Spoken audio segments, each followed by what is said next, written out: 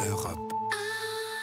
Hélène Jouan, la politique en France, bientôt la fin de l'année. Tout le monde est fatigué. Il y a eu plein d'articles ces derniers jours, surtout les députés, semble-t-il, dont on entend beaucoup les plaintes ces derniers temps. Attention, alerte orange, risque dépressionnaire sur l'Assemblée nationale. Les députés, surtout les nouveaux, ils sont 424 à avoir fait leur premier pas en juin dernier au Palais Bourbon. Surtout ceux de La République En Marche n'en peuvent plus. Burn-out, disent-ils. Ils travaillent trop, n'ont jamais tant travaillé. Et pour si peu encore. Certains se sont émus de ne pas se voir rembourser leurs frais de babysitter pendant les séances de nuit. Une autre nous a raconté son état d'épuisement après le marathon de la discussion budgétaire. Je rentre chez moi et je pleure. Dans le journal L'Opinion, un élu racontait hier les couples au bord de l'explosion. Si tu retournes, sous-entendu à l'Assemblée, je te quitte. Une dernière encore a assuré sa notoriété anonyme avec son histoire de pâtes et de vieux vêtements auxquels elle serait réduite avec ses 5000 €. Cosette, en quelque sorte. À côté, le rythme d'enfer des magasiniers d'Amazon face à l'urgence de Noël ressemble à une pause farniente aux Bahamas. Oui, vous vous moquez là. Oui, parce que leurs plaintes sont évidemment inaudibles, pour ne pas dire indécentes. On rappellera aux malheureux qu'ils ont choisi leur boulot pour 5 ans et que s'il leur fallait jouer dans un épisode de télé-réalité Vie ma vie, eh bien, ils n'échangeraient la leur contre aucune autre. Et pourtant, ça dit des choses. Et oui, ce que ces novices racontent de leur travail est riche d'enseignements. Ce qu'on a découvert en débarquant à l'Assemblée, me raconte un député, c'est que tout ça est du théâtre. Et moi, je n'ai pas été élu pour faire le cours Florent. Sur le seul budget 2018, 1700 amendements, un record, discutés à l'infini en séance, quand ils ont déjà été défendus, adoptés ou rejetés en commission. 70 jours, 70 nuits de débat.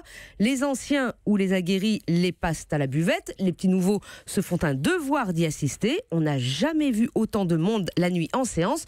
Mais ça change quoi ? Tout amendement est l'objet de négociations en catimini avec le cabinet du ministre ou le ministre en personne. Bercy reste maître du jeu et du texte, car dispose, à l'inverse des parlementaires, de tous les outils d'expertise. Alors pendant qu'ils participent à cette représentation théâtrale, les députés ne font pas le vrai boulot qu'on attend du Parlement, évaluer, contrôler l'action publique. Impuissance, frustration, fatigue des 7 premiers mois. Mais les bisous l'affirment, c'est pour ça qu'ils veulent s'attaquer à réformer le travail parlementaire. Manger des pâtes, divorcer, ok, si au moins ça sert à rénover nos institutions démocratiques. Hélène Jouan, Axel. Oui, parce que ces députés viennent du monde de l'entreprise et c'est Amélie de Montchalin qui est députée En Marche à la Commission des Finances qui explique, comme on dit, dans le nouveau monde. Mais elle explique que quand elle était chez AXA, quand on prenait des décisions, on avait des tableurs qui permettaient d'évaluer les conséquences. Et elle dit, là c'est dingue, à l'Assemblée nationale, on prend des décisions en aveugle, on n'a aucun moyen d'évaluer les conséquences de nos actes. Et elle dit, c'est très frustrant. Donc, mais on peut le changer, ça ? Mais c'est une des découvertes, effectivement, de ces nouveaux députés. Ils sont dans la main de Bercy. C'est-à-dire qu'à chaque fois qu'ils veulent changer quelque chose, c'est Bercy qui leur donne les évaluations. Si vous changez ça, ou ne leur donne pas, parce qu'effectivement, c'est un peu compliqué. Oui, on peut changer. C'est en tout cas ce à quoi s'attaque François de Rugy, le président de l'Assemblée nationale, avec un certain nombre, avec sa majorité.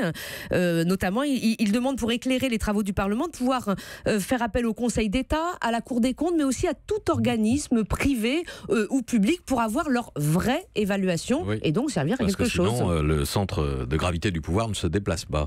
Vincent ? Il devrait dormir tranquille parce que Bruxelles veille, puisque plus de la moitié des textes sur l'agriculture, la pêche, l'environnement, l'économie sont d'origine communautaire. Et il en reste la moitié quand même sur lequel ils peuvent travailler. La moitié.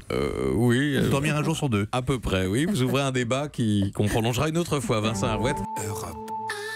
Europe 1.